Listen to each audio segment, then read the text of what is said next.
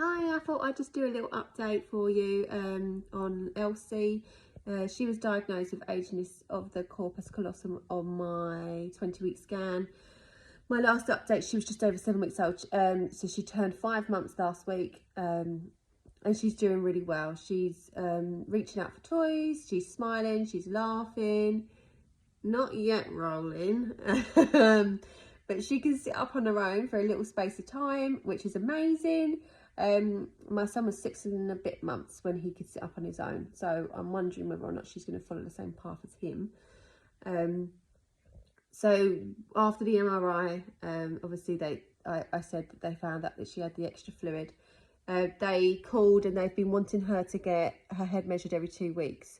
So we've been going to the health visitor every 2 weeks and getting her head measured, because that, if for a baby, that is their way of telling if the fluid is increasing really rapidly, because their head would just grow much bigger really quickly.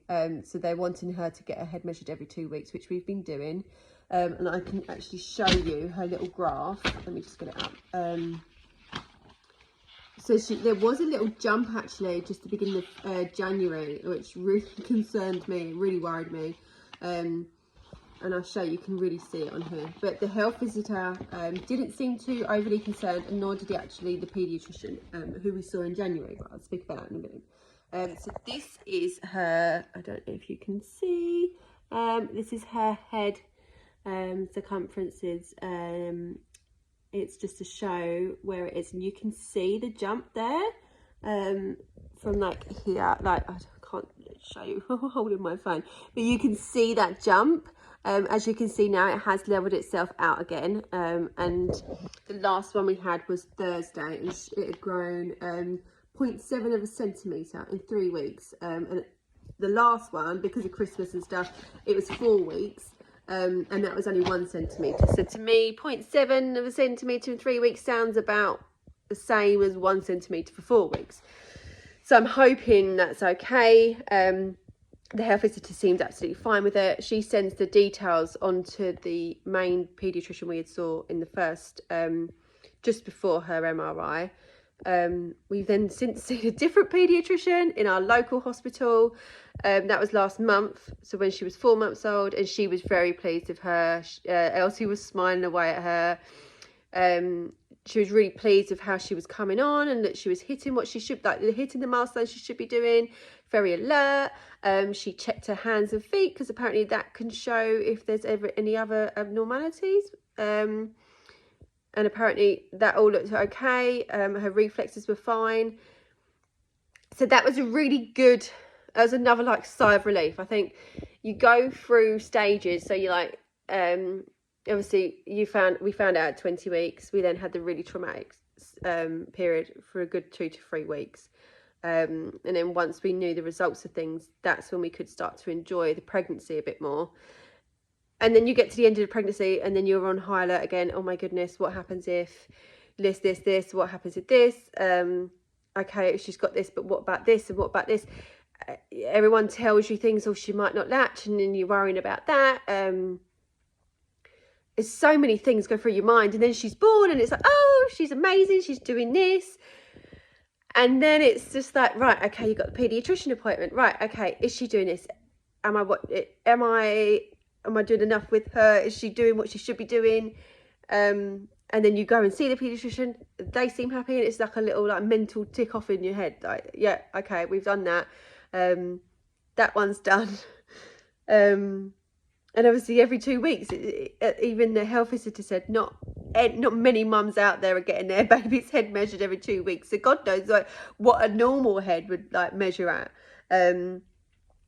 So I think that doesn't help my anxiety, because it is you panic. Oh no, what happens if it's really grown? But one of the good things was that the paediatrician last month, she actually said to me, if the fluid was really increasing really quickly, and I hadn't noticed her head shape, then she would start going backwards, because it would be really putting a lot of pressure onto her brain, which would mean that she would then not maybe be smiling and not wanting to grab out her toys, and and things like that. So that was really quite useful to know, to look out for in case I do see her go backwards. We actually have our appointment next month at Southampton Hospital. So that is the excuse me, that is the neurosurgeon team there, and that'll be really, I'm really interested to see what they're going to say. I'm also really petrified, because I suppose they're like the big doctors. They know a lot about it, so I want to ask them about the shunt. Like, will she need a shunt? Is there a certain stage you get to where you're like, yes, okay, we get to here, and then that's when we need a shunt? Quite a lot of mums have said that their child has gone through life with the extra fluid and not needed a shunt.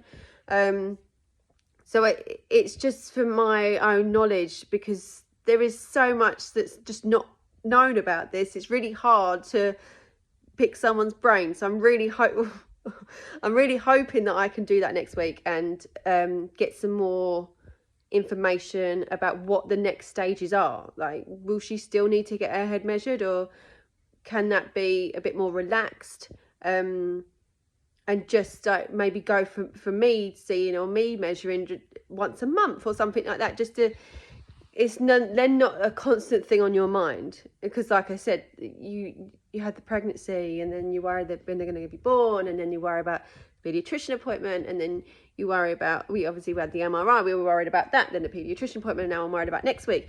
It's just constant, and then you get there, you tick it off, right, okay, done. So I am worried in case, I mean, I don't know what he's going to say. So I will do an update after that, because I'm hoping to get a lot more information from him to know where we go, and what the next stages and everything are. But yeah, she's doing really well. She goes to a little babe group on a Monday. She's doing, as I do, have a little nose on the other babies. She is doing everything like the other babies are doing, at the same age as her. She loves her big brothers. She started little laughs and stuff like that. It's just, we're just really lucky to have her, and it's scary. It is really scary, because I know, like with my other son Max, he's autistic, and there's other parents I know that have autistic kids, and it's really easy to just be like, oh, we've had a really bad week, blah blah blah blah blah blah, blah, and just like offload to them. Whereas with Elsie, it's really different, because there's not so many parents that have got a child like her. And yes, there are Facebook groups, but most of them mums are in the US. So it's really, to find something in the UK, yeah, I just think it's a scary, people call it a journey. It's a scary journey. But I wouldn't have it any other way. I mean, she's the light of her life. I love her so much. And I wouldn't be without her. It's just, yeah, it's just going to be very interesting as to see what he says next week, as I keep saying, because I'm so... But yeah, I will do a little update after that. Sorry, I've bored you going on. But yeah, she's doing really well.